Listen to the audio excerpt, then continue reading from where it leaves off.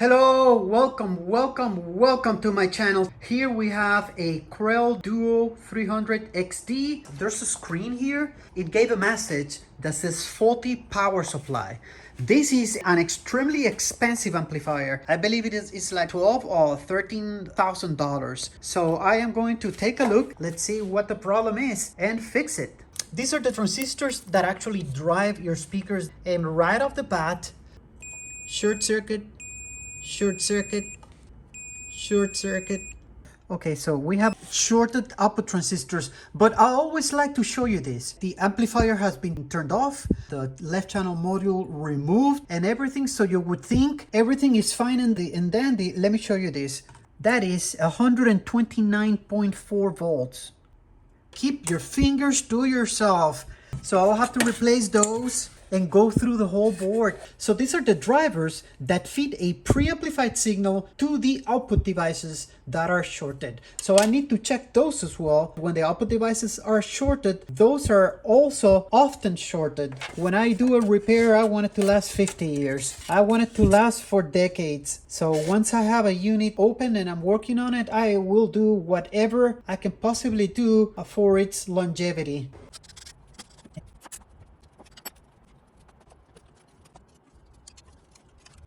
I'm going to check for shorts on these output transistors, just like I did in the other board. Every channel has two boards. Oh no! This half of the left channel is actually worse than the other one.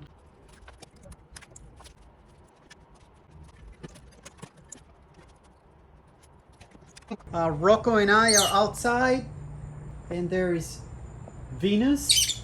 And I'm going to sit outside and remove the shorted transistors.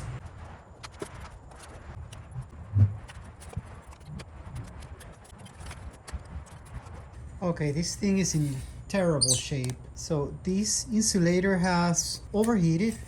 The screws or bolts that hold the transistors down were not very tight, and also did not have a metal platform to push the transistors down against the heatsink. Here's a punch amplifier. Let me show you how the output transistors are clamped down with a metal bar that presses down against the heatsink.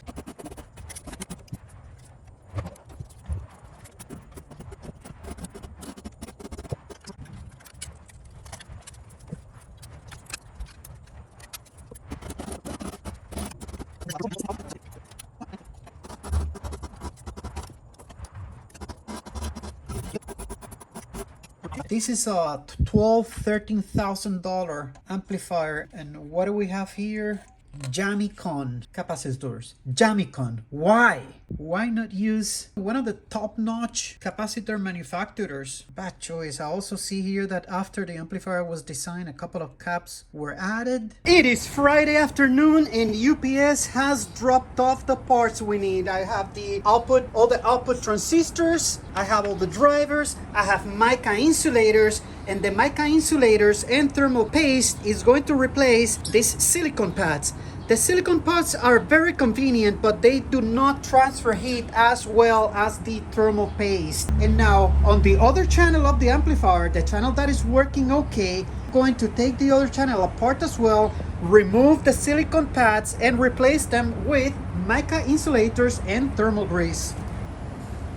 Okay, I'm gonna start installing the new parts. Woohoo! I love getting new parts.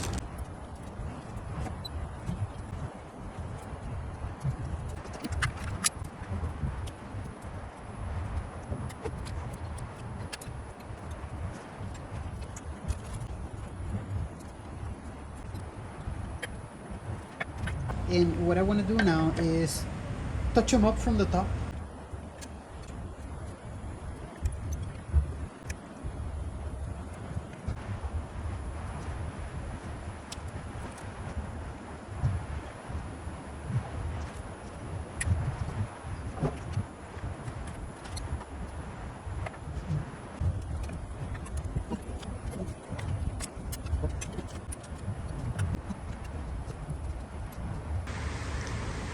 Half of the back channel has been assembled, and now I'm going to assemble the other half.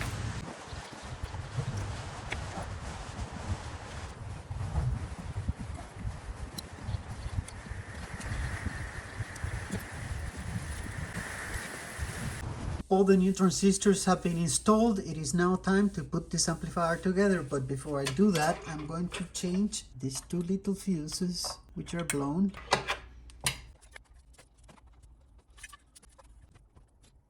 This is the good channel, and as you can see, the thermal pads are in the same rough shape as the bad channel was. This melted. I've never seen that happen. And again, these were very loose. What I'm gonna do is reseat them with thermal grease and torque them down properly so that the heat will be dissipated onto the heatsink. Ryzen amplifiers can last decades and decades on end, and this is the method that they use. These amplifiers have a 20-year warranty. Their transistors are seated with thermal grease and mica insulators, and they last forever. This is the most efficient way to transfer heat from the transistors to the heatsink. So we are making this amplifier more reliable.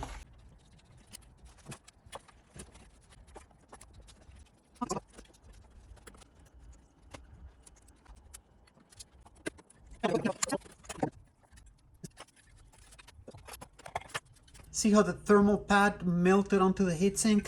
It may be a pain in the ass to clean these transistors now.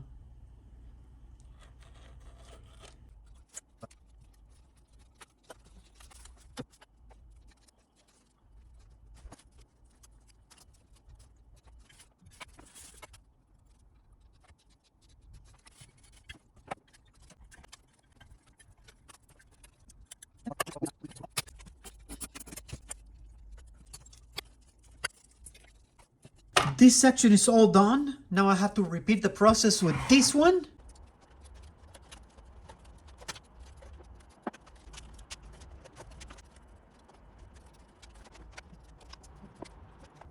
Okay guys, here's a moment of truth. I have the amplifier connected to a dim bulb and 1 kilohertz sine wave connected to it. So fingers crossed, we should get a nice tone. We already verified the error signals are gone. The error codes are gone. Then you saw the dim bulb came on twice, once for each channel, and we should get, there we go.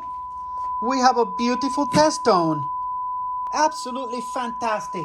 Another one bites the dust. Thank you so much for watching. If you like this video, please like and subscribe. I would really appreciate it. Another one bites the dust. I complained about the price of the amplifier, and I said that it better sound good, and by God it did. It sounds amazing. I thought it was crystal clear, like spring water, transparent. It is musical. It is very holographic, dead quiet. You can stick your ears in the horns and hear absolutely nothing. Very detailed, but it's not bright. It is just very detailed. It's like you know how some amplifiers are warm sounding but fuzzy? So this is, it's so clear that it's not warm sounding, but the bass is excellent and detailed. I really can't pick any flaws when it comes to the sound of the amplifier. It's a dual monoblock design. Each channel is made of 2 amplifiers working in unison. So that's it for this video. I hope you enjoyed it. If you like the video, please like and subscribe, and I want to wish you health, happiness, and well-being. Thank you very much once again.